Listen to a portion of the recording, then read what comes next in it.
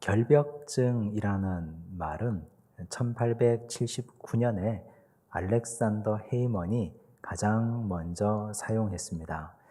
그분은 의사였는데 자기에게 찾아온 환자가 다른 환자와는 전혀 다른 양상을 보이는 것에 주목했습니다. 지나치게 예민했고 세균 감염을 항상 걱정했으며 일상생활에 지장이 있을 정도로 손을 열심히 씻었습니다. 그는 그 환자를 관찰하다가 환자의 병명을 결벽증이라고 이름 붙였습니다. 그런데 결벽증은 정신병리학적인 용어는 아닙니다. 오히려 강박증이 정신병리학적인 용어에 더 가깝습니다. 우리는 알게 모르게 광범위하게 강박증을 많은 사람들이 가지고 있습니다. 강박은 내가 의도하지 않았는데 자꾸만 어떤 생각에 사로잡히고 어떤 행동에 예속되는 것을 의미합니다. 밖에 나와서 일상생활을 하는데 갑자기 집에 가스불을 켜두고 왔는지 끄고 왔는지 생각이 나지를 않습니다. 한두 번 그런 것이 아니고 매일 똑같은 일이 반복됩니다. 집에 가서 확인해 봐야 안심이 됩니다. 그렇게 해서는 일상생활이 어떻게 가능하겠습니까? 문단속을 했는지 열어두고 왔는지 기억이 나질 않습니다. 집에 가서 확인해야 마음이 편안해집니다. 집에서 마트까지 가는 길이 대여섯 갈래길이 있는데 꼭 한 가지 길로만 가야 마음이 편안해집니다.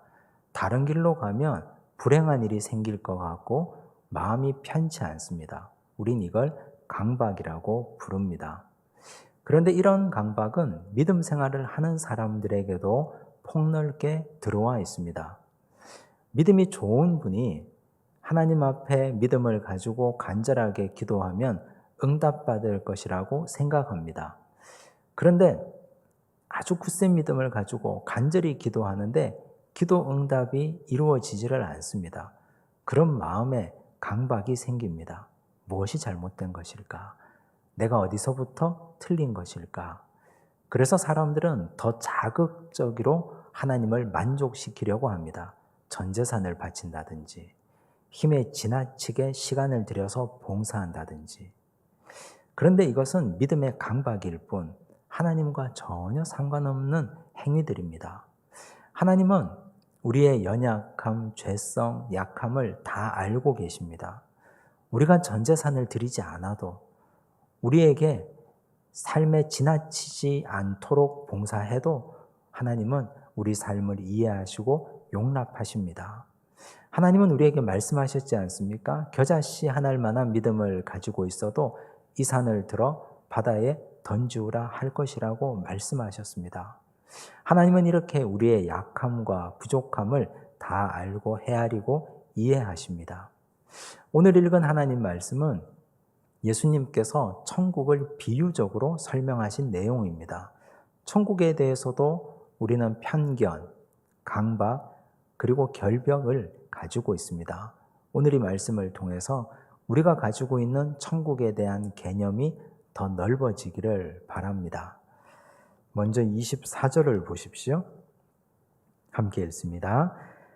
예수께서 그들 앞에 또 비유를 들어 이르시되 천국은 좋은 씨를 제밭에 뿌린 사람과 같으니. 천국은 좋은 씨를 자기 밭에 뿌린 사람과 같다 말씀하셨습니다. 우린 여기서 두 가지를 규명해야 됩니다. 첫째는 좋은 씨가 무엇인가? 두 번째는 좋은 씨를 자기 밭에 뿌린 사람은 누구인가? 이 두 가지를 밝히고 넘어가야 됩니다. 예수님께서는 이 비유의 말씀을 해설해 주셨는데 마태복음 13장 37절과 38절을 보시겠습니다.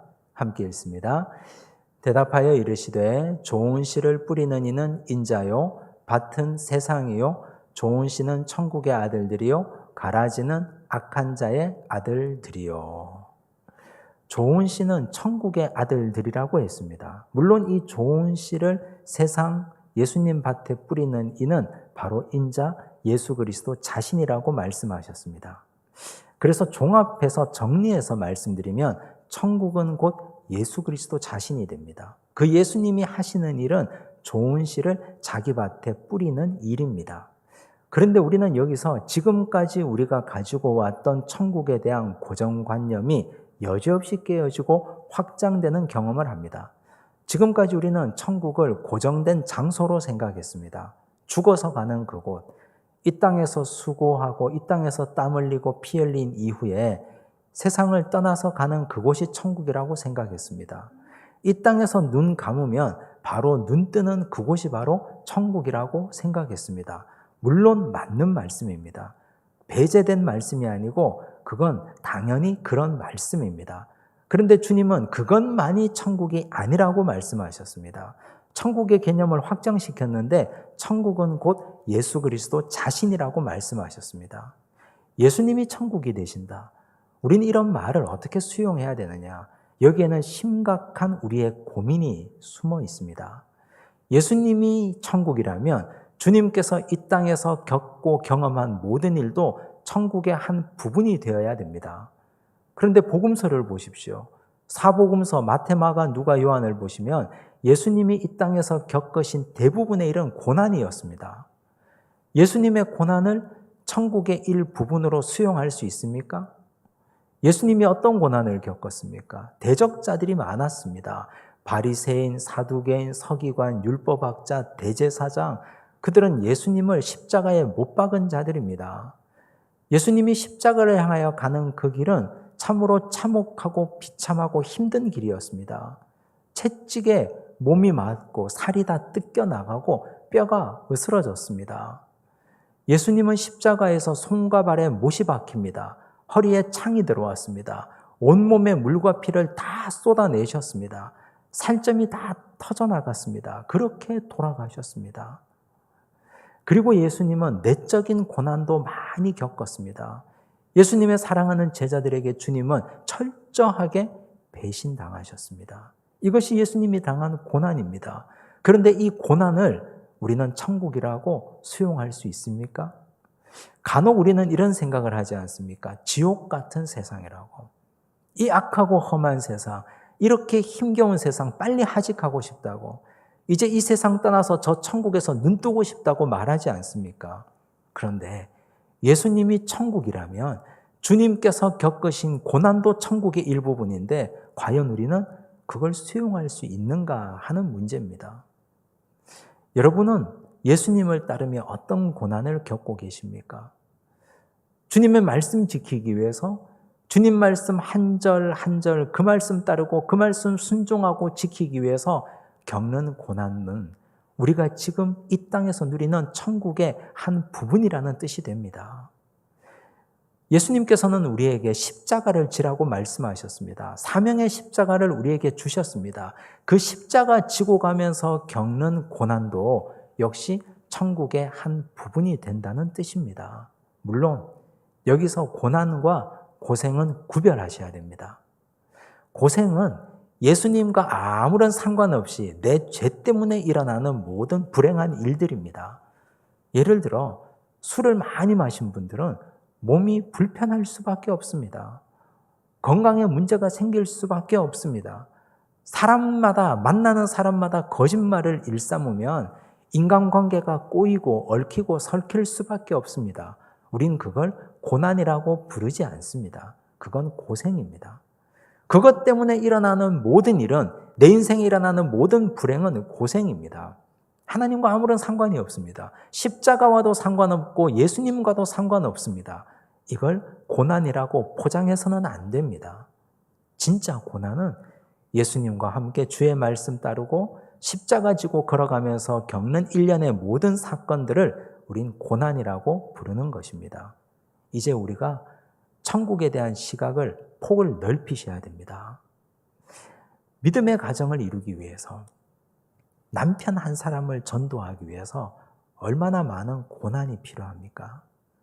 가정에 믿지 않는 식구 한 사람이 있다면 그 사람을 전도하기 위해서는 말로 다 할 수 없는 고난이 필요합니다.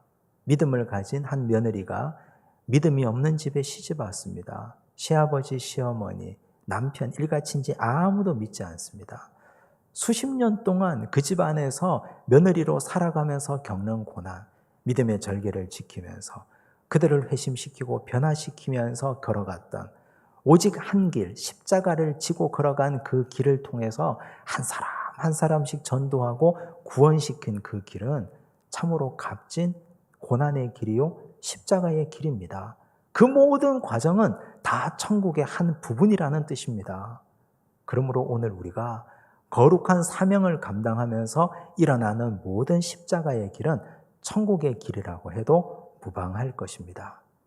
그렇다면 예수님께서, 천국 대신 예수님께서 가장 심혈을 기울여서 가장 마음을 다해서 한 일이 무엇입니까? 오늘 말씀 보면 예수님은 좋은 씨를 자기 밭에 뿌렸다고 하셨습니다. 좋은 씨를 자기 밭에 뿌리는 일이 천국을 향한 가장 중요한 길이요 사명입니다. 예수님이 좋은 씨를 뿌렸다는 것이 무슨 뜻입니까? 주님이 공생의 3년 동안 제자들을 잘 훈련시켜서 세상으로 파송하셨다는 뜻입니다. 제자들이 처음부터 좋은 씨였습니까? 제자들이 처음부터 천국의 아들들이었습니까? 그렇지 않습니다. 제자들은 처음에는 제 멋대로였습니다. 좌충우돌이었습니다. 베드로는 성격이 급한 사람이었습니다. 야고보와 요한은 우레의 아들 보아너게 성격이 불같은 자들이었습니다. 열심당원도 있었습니다. 가슴에 칼을 품고 다녔습니다. 세리마태도 있었습니다. 제자들 중에는 자기 멋대로 자기 마음대로 행동하는 사람들이 대부분이었습니다. 그런 자들을 예수님이 불러 모아서 훈련시킵니다. 말씀으로 훈련시키고 가르치고 함께 먹고 함께 자고 둘씩 짝지어서 파송해 보기도 하고 전도도 가르치고 말씀도 가르치고 기도도 가르쳐서 그들을 천국의 아들들로 빚어내셨습니다. 이것이 천국이신 예수님께서 가장 심혈을 기울여 하신 일입니다. 그럼 오늘 우리가 이 땅에서 천국을 사는 우리가 마음을 다해서 해야 될 가장 중요한 사명은 예수님처럼 사람을 길러서 세상으로 내보내는 일입니다. 예수님이 3년 동안 공생애를 다 마치시고 제자들에게 하신 말씀이 무엇입니까? 가서 제자 삼으라. 예수님은 제자들을 파송하셨습니다. 예루살렘과 온 유대와 사마리아와 땅끝까지 이르러 내 증인이 되라 말씀하셨습니다. 우리도 그렇게 해야 됩니다. 여러분은 여러분 가정에서, 우리 가정에서 자녀들을 어떻게 양육하고 계십니까? 좋은 씨를 만들어서 세상에 보낸다. 사람들은 이 말씀을 오해해서 우리 자녀들을 잘 길러서 좋은 옷 입혀서 좋은 학교 졸업시키고 좋은 직장에, 남이 부러워하는 좋은 직장에 취직시켜서 시집장가 보낸다는 것으로 오해할 수 있습니다. 그런데 그것은 믿지 않는 세상의 사람들도 다 하는 일입니다. 정말 믿는 사람이라면, 우리가 천국을 일구어 가기 위해서 헌신된 하나님의 자녀라면 우리는 그들과는 좀 달라야 되지 않겠습니까? 그들을 말씀으로 훈련시켜서 정말 좋은 씨앗이 되어서 세상을 변화시키는 일꾼으로 길러서 세상으로 내보내야 됩니다. 자녀들에게 말씀을 가르쳐야 됩니다. 말씀을 넣어줘야 됩니다. 그들이 하나님 말씀으로 변화되도록 가르치고 또 인도해 줘야 됩니다. 부모도 말씀을 붙들고 살아가는 삶의 모습을 보여주고 모범이 되셔야 됩니다. 일주일에 한 번, 단 한 시간 교회 학교에 자녀들을 맡겨놓고 부모가 할 일을 다 했다고, 부모가 할 바를 다 했다고 직무유기해서는 곤란합니다. 가정에서부터 자녀를 믿음으로 잘 양육하고 길러서 세상으로 내보내셔야 됩니다. 또한 교회가 천국이 되려면 교회도 예수님처럼 믿음의 자녀들을, 믿음의 다음 세대들을 잘 길러서 훈련시켜서 세상으로 파송하는 교회가 되어야 합니다. 우리 교회가 비전센터 건축을 결의하고 비전센터 건축을 위해서 설계 단계에 와 있습니다. 열심히 기도하고 열심히 움직이고 있습니다. 시간이 지나면 멋진 건물이 세워질 것입니다. 건물 세우는 것은 물질만 있으면 다 할 수 있습니다. 성도들이 마음을 모아서 헌금하면 얼마든지 멋진 건물을 세울 수 있습니다. 그런데 그것보다 더 중요한 일이 있습니다. 건물이 세워지고 우리 믿음의 다음 세대들이 그곳에서 교육받고 훈련받는데 말씀을 생명으로 알고 가르칠 수 있는 사람이 부족하다면, 교회학교 교사들이 정말 헌신되어서 하나님의 말씀을 붙들고 그들에게 넣어주는 사람이 부족하다면 건물이 무슨 의미가 있겠습니까? 예수님처럼 진실로 천국이 되셔서 좋은 씨앗을 잘 길러서 세상으로 파송하는 사람들이 우리 교회에서 불일듯 일어나야 됩니다. 그때 이 교회가 희망이 있다는 뜻입니다. 예수님이 그렇게 하셨기 때문에, 예수님이 천국을 그렇게 사셨기 때문에 우리도 예수님처럼 그렇게 천국을 만들어 가셔야 됩니다. 그러므로 우리는 하나님의 말씀을 붙들고 그 말씀을 가르치고 한 영혼 한 영혼을 돌보고 양육하는 믿음의 백성으로 살아가시기를 간절히 바랍니다. 예수님께서 이렇게 천국의 사명을, 사람을 가르쳐서 세상으로 보내는 사명을 감당하시면 사탄도 가만히 있지를 않습니다. 25절을 보십시오. 함께 읽습니다. 사람들이 잘 때에 그 원수가 와서 곡식 가운데 가라지를 덧뿌리고 갔더니, 원수가 와서 곡식 가운데 가라지를 덧뿌리고 가버렸습니다. 여기서 말하는 원수는 누구를 말하는 것일까요? 마태복음 13장 39절 말씀을 보십시오. 함께 읽습니다. 가라지를 뿌린 원수는 마귀요, 추수 때는 세상 끝이요, 추수꾼은 천사들이니. 가라지를 뿌린 이는 사탄 마귀라고 말씀하셨습니다. 마귀의 특징이 있습니다. 사탄의 특징은 하나님을 모방하고 따라합니다. 하나님이 성실하십니다. 하나님은 굉장히 부지런하고 성실하신 분입니다. 사탄도 하나님처럼 성실합니다. 얼마나 성실한지. 사탄이 사람을 시험할 때 한두 번 시험하고 그치는 법이 없습니다. 여러 번 넘어질 때까지 계속해서 시험합니다. 성실하기 때문에. 하나님은 열정이 있습니다. 뜨거운 열정을 가진 분입니다. 사탄도 열정이 있습니다. 열정을 가지고 일합니다. 반드시 저 사람을 넘어뜨리고 말겠다는 열정을 가지고 사탄도 일합니다. 하나님은 지혜롭습니다. 사탄도 굉장히 똑똑합니다. 우리는 사탄의 발 뒤꿈치를 따라가지도 못할 정도로 사탄은 똑똑합니다. 그런데 사탄이 이것만은 할 수 없는 것 한 가지가 있습니다. 하나님은 하시는데 사탄은 못하는 것 딱 한 가지가 있는데 그건 사랑입니다. 하나님은 세상을 사랑하셨습니다. 그래서 독생자 아들 예수 그리스도를 이 땅에 보내주셨습니다. 예수님이 이 땅에 오셨습니다.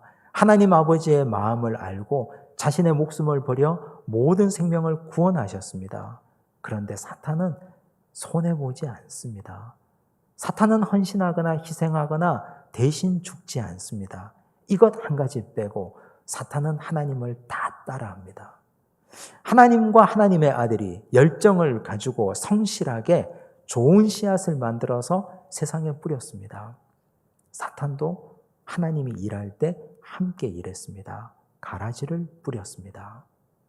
성경의 역사를 보면 이런 일은 비일비재하게 일어났습니다. 노아 시대를 보십시오. 예배 공동체가 있습니다. 하나님의 아들들이 있습니다. 아담, 셋, 에노스의 후손들이 예배 공동체를 이루고 살아갑니다. 그런데 그들을 유혹하는 사람의 딸들이 있습니다. 가인의 후손들입니다. 그들의 사명은 무엇입니까? 예배 공동체에 있는 하나님의 자녀들을 유혹해서 예배 공동체를 파괴하는 것입니다. 예배 공동체의 사람들이 열심히 예배 드리는데 사탄도 그들을 방해하는 일을 하고 있습니다. 예수님이 이 땅에 오셨습니다. 복음 사역을 위해서, 인류의 구원을 위해서 오셨습니다. 방해하는 세력들이 있습니다. 유대 종교 지도자들이었습니다. 사도 바울이 복음을 전도합니다. 열심히 복음을 전했습니다. 1차, 2차, 3차 전도여행 로마까지 열심히 복음을 전했습니다. 그런데 바울의 복음 전도를 방해하는 악한 세력들이 있습니다. 그들은 율법주의자들이었습니다. 유대인들이었습니다. 바울을 돌로 들여서 쳐 죽이려고까지 했습니다. 그런 자들은 오늘도 이 시대에 있습니다. 여러분들이 하나님의 일을 하려고 노력하고 애를 써보십시오. 사탄도 함께 일합니다. 우리는 이상하다고 여길 것입니다. 이것이 분명히 하나님 기뻐하시는 일인데, 전도하는 것은 하나님께서 정말 좋아하시는 일인데, 복음을 전하는 것, 기도하는 것, 하나님께서 정말 원하시는 일인데 왜 이렇게 방해가 많은지 모릅니다. 그때마다 우리는 하나님께 불평합니다. 하나님, 이 일, 하나님 기뻐하시는 일 아닙니까? 그런데 왜 이렇게 진도가 나가지 않습니까? 왜 이렇게 방해하는 세력이 많습니까? 하지만 안심하시기 바랍니다. 하나님의 일이기 때문에 방해도 강하게 일어나는 법입니다. 하나님의 일이 아니면 방해받을 일이 없습니다. 거꾸로 말해서 지금까지 우리가 신앙생활하면서 나는 한 번도 사탄의 방해를 경험한 적이 없다. 한 번도 사탄이 나에게 방해한 적이 없다고 하시는 분들, 심각하게 우리의 믿음을 돌이켜 보셔야 됩니다.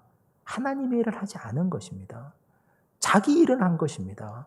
가만히 두어도 사망의 길로 걸어갈 자를 사탄이 왜 일해서 그들을 방해하겠습니까? 사탄은 하나님의 일을 골라서 방해합니다. 사탄이 가라지를 뿌린 것처럼. 그 가라지는 처음에는 드러나지 않습니다. 26절을 보십시오. 함께 읽습니다. 싹이 나고 결실할 때에 가라지도 보이거늘. 시간이 지나면서 가라지가 정체를 드러냅니다. 씨를 뿌렸던 종들이 깜짝 놀랐습니다. 좋은 씨앗을 뿌렸는데 가라지가 자라다니. 주인에게 와서 묻습니다. 이거 어떻게 할까요? 뽑아버릴까요? 우리 생각에는 뽑으면 간단하다고 생각하지 않습니까? 그런데 주인은 이렇게 말씀합니다. 28절과 29절을 보십시오. 함께 읽습니다. 주인이 이르되 원수가 이렇게 하였구나. 종들이 말하되 그러면 우리가 가서 이것을 뽑기를 원하시나이까? 주인이 이르되 가만두라. 가라지를 뽑다가 곡식까지 뽑을까 염려하노라. 지혜로운 대답입니다. 같은 토양에서 가라지도 자라고 곡식도 자랍니다. 가라지가 뿌리 깊게 박혀 있으면 그걸 뽑다가 곡식도 함께 뽑힐 수 있습니다. 그래서 주인은 곡식을 위해서 가라지를 가만히 두라고 말씀하신 것입니다. 여러분, 오늘 교회에 가라지가 과연 없을까요? 교회에도 가라지가 있습니다. 세상에도 가라지가 있습니다. 하나님께서 역사하시는 교회에 가라지가 있습니다. 우리는 깜짝 놀랍니다. 우리는 교회에 대해서 고정관념을 가지고 있었습니다. 교회에 대해서 결벽증을 가지고 있었습니다. 교회는 좋은 사람들, 하나님 기뻐하시는 사람들, 하나님 앞에 온전히 마음이 들여진 사람들만 오는 곳이다 라고 생각했습니다. 하지만 그렇지 않습니다. 교회에도 사탄이 뿌려놓은 가라지들이 있습니다. 그런 가라지들을 볼 때마다 우리는 어떤 생각이 드십니까? 하나님 좀 뽑아주시죠. 저 사람들 때문에 내가 믿음 생활 제대로 할 수 없습니다. 방해받습니다. 나의 영적 에너지가 고갈됩니다. 하나님 저 사람들 좀 치워주십시오. 그런데 주님이 말씀하십니다. 가라지를 사랑해서가 아니라 내가 너희를 사랑하니 가만히 두라고 말씀하십니다. 가라지를 사랑해서 가만히 두라는 말씀이 아니라 알곡들을 사랑하시기 때문에 가만히 두라고 말씀하십니다. 그런데 그 기한이 정해져 있습니다. 30절을 보십시오. 함께 읽습니다. 둘 다 추수 때까지 함께 자라게 두라. 추수 때에 내가 추수꾼들에게 말하기를 가라지는 먼저 거두어 불사르게 단으로 묶고 곡식은 모아 내 곡간에 넣어라 하리라. 추수 때까지 함께 자라게 가만히 두라고 말씀하십니다. 추수 때가 되면 추수꾼들에게 명령해서 가라지는 먼저 잘라서 불에 넣도록 모아두겠다고 말씀하셨습니다. 알곡은 모아서 하나님의 천국 곳간에 드리겠다고 약속하셨습니다. 이 말씀이 우리에게 주는 교훈이 무엇입니까? 가라지들 때문에 속상하거나 에너지 빼앗기지 말라는 뜻입니다. 많은 사람들은 사람에게 신경 쓰느라 나의 영적 성장을 방해받습니다. 저 사람이 나를 힘들게 하고 나를 충동질하고 어렵게 하기 때문에 내가 하나님 앞에서 알곡으로 성장하는데 방해받습니다. 하지만 그건 결국 누구 손해입니까? 나만 손해입니다. 내가 손해됩니다. 가라지는 가만히 두라 하신 하나님 말씀대로 그냥 버려두고 우리는 알곡으로서 성실하게 자기 자신을 돌보셔야 됩니다. 양분을 빨아들여서 성장하는데 마음을 들여야 됩니다. 햇볕을 보고 튼튼한 알곡이 되도록, 나중에 심판날 추수 때 주인께서 보시고 정말 잘 여물었구나, 잘 익었구나 하실 수 있도록 좋은 알곡이 되도록 우리 자신을 하나님 앞에 온전히 성실하게 드려야 됩니다. 가라지 신경 쓰느라 그것 때문에 마음 뺏기고 그것 때문에 분노하고 그것 때문에 화가 나서 나의 영적 성장과 신앙의 성숙을 방해받지 말라는 뜻입니다. 오늘 이 말씀은 다윗에게도 그대로 적용이 되었습니다. 다윗은 사울을 피해 다니면서 10수년을 광야에서 쫓겨다녔습니다. 그때 다윗은 혼자 다닌 것이 아닙니다. 그와 함께한 400여 명의 군인들이 있었습니다. 그들과 무엇을 먹고 어떻게 살았을까요? 다윗은 그때 그의 일행들과 함께 부자들의 양과 짐승들을 돌봐줬습니다. 그들이 도적대의 습격을 받지 않도록. 나발이라는 사람도 부자였습니다. 나발의 양떼, 소떼, 염소떼들을 다윗과 그의 일행이 돌봐줬습니다. 그 대가로 먹거리를 얻어서 먹고 살았습니다. 호구지책으로 삼았다는 뜻입니다. 잔칫날이 되었습니다. 양털 깎는 날이었습니다. 그때는 잔칫날입니다. 다윗이 사람을 보내어서 떡과 고기를 요청했습니다. 떡을 좀 보내주십시오. 고기를 보내주십시오. 정당한 요청입니다. 그들을 돌봐줬기 때문에. 그런데 나발이 다윗을 모욕했습니다. 사울에게서 떠난 너 다윗이여, 내가 왜 너에게 먹거리를 줘야 하느냐? 다윗을 심하게 모욕했습니다. 다윗이 화가 머리끝까지 났습니다. 일행들을 거느리고 칼을 차고 말을 달려서 나발의 목을 치기 위해서 달려갑니다. 그때 다윗 앞에 멈추어선 한 여인이 있었습니다. 나발의 아내 아비가일입니다. 아비가일이 이렇게 말합니다. 사무엘상 25장 25절을 보십시오. 함께 읽습니다. 원하옵나니 내 주는 이 불량한 사람 나발을 개의치 마옵소서. 그의 이름이 그에게 적당하니 그의 이름이 나발이라. 그는 미련한 자니이다. 여종은 내 주께서 보내신 소년들을 보지 못하였나이다. 아비가일이 이렇게 말했습니다. 이 불량한 사람 나발을 개의치 마십시오. 나발은 가라지 같은 인간인데 이 불량한 사람이 당신의 마음을 충동질해서 당신을 분노하게 한들 당신의 그 고귀하고 정결한 손으로 피를 묻혀본들 무엇이 유익하겠습니까? 다윗 당신은 앞으로 통일 이스라엘의 왕이 되셔야 될 분입니다.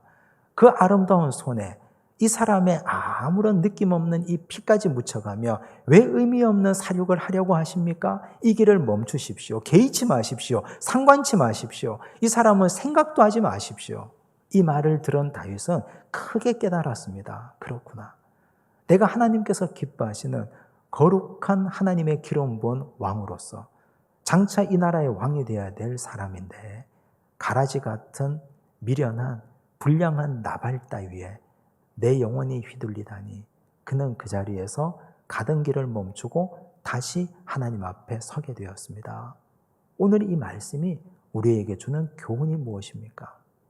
하나님께서는 우리 인생 주변에도 가라지가 많이 있음을 보여주십니다. 교회에도 있고 일터에도 있고 우리 사는 모든 곳에 가라지들이 있습니다. 가라지가 있음을 인정하시기 바랍니다. 또한 그들에게 마음 쓰지 마시고 마음 뺏기지 마시고 원수 갚는 것, 가라지를 베는 것은 하나님께 맡기시기를 바랍니다. 우리는 그 시간에 하늘을 향하여 광합성을 하고 땅을 향하여 양분을 섭취해서 훌륭한 알곡이 되시면 됩니다. 하나님 기뻐하시는 심판날에 천국 곳간에 들어갈 알곡들이 되시기를 바랍니다. 기도하겠습니다. 하나님 아버지 감사합니다. 오늘 우리에게 주신 말씀을 기억합니다. 천국은 예수님 자체라고 말씀하셨습니다. 주님의 고난도 천국의 한 부분임을 깨닫습니다. 우리가 주님과 함께 걸어가면서 겪는 모든 고난과 어려움들 천국의 한 부분으로 수용하게 하옵소서. 천국은 좋은 씨앗을 만들어 세상에 뿌리는 일이라고 말씀하셨습니다. 주여 우리 가정에 사랑하는 자녀들 좋은 씨앗으로 성장시켜 세상이라는 밭에 뿌리는 믿음의 부모 되게 하옵소서. 우리 교회에서 자라나던 어린 생명들, 그들을 잘 길러서 세상이라는 밭에 뿌리는 교회 되게 하옵소서. 가라지가 있습니다. 사탄이 열심히 일해서 가라지를 심었습니다. 주여, 가라지 때문에 마음 상하지 않도록 도우시고, 가라지는 신경 쓰지 않고 개의치 않고 오직 우리가 해야 될 일을 성실하게 감당해서 좋은 알곡 되도록 축복하여 주시옵소서. 모든 말씀 예수님 이름으로 기도드리옵나이다. 아멘.